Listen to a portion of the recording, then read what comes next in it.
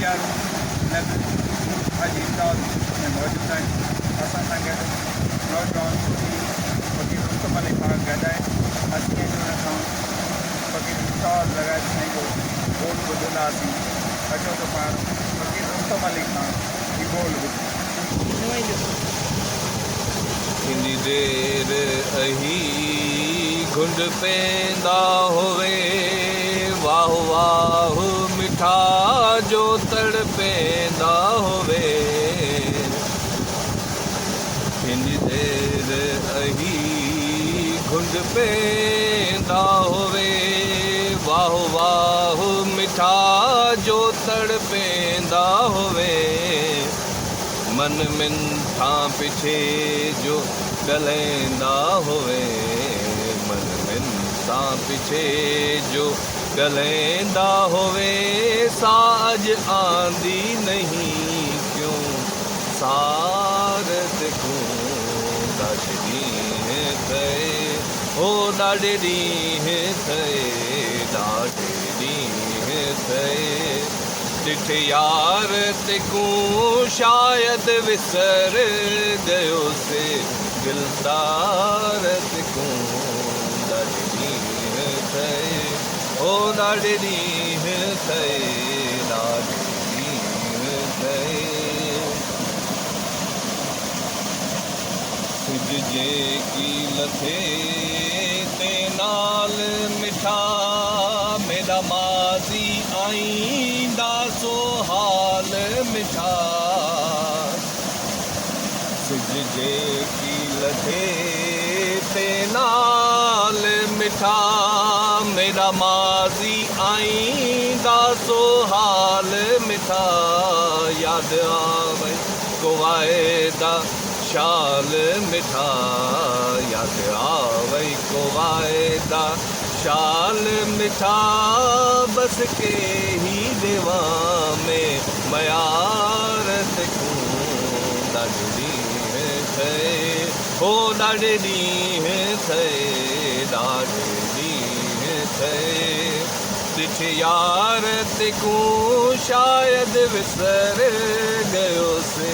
दिलदार तेकू दाड़ी थे ओ दाड़ी थे दाड़ी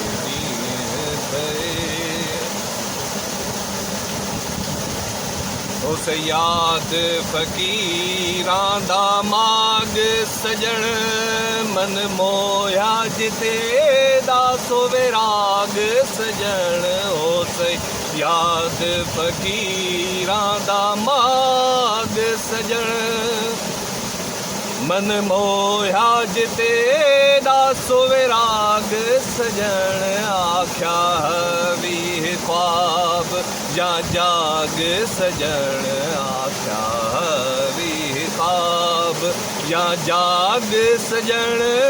जद इश्क किती है भली कारत को दाड़ी थे ओ दाड़ी थे दाड़ी थे ॾिठ यार तेकू शायद विसर गयो से दिलदार तेकू दाड़ी थे ओ दाड़ी थे दाड़ी थे भले भाग उही दे जो माणे तेकू तू है राज अजल दा को जाने तेकू भले भाग उही दे जो माणे तेकू तू है राज अजल दा को जाने तेकू रब वेड़े असां चल आने तेकू रब वेड़े असां भल आने तेकू भावे इरशाद अखींदा यर ठार तेकू दाड़ी थे ओ दाड़ी थे दाड़ी थे ॾिठ यार तेकू शायद विसर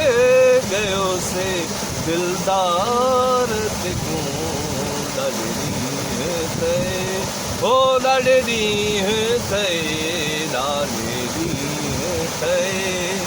ॾिठे यार तेकू शायद विसर गयो से दिलदार तेकू ॾाढी थे ओ ॾाढी थे ॾाढी थे ओ ॾाढी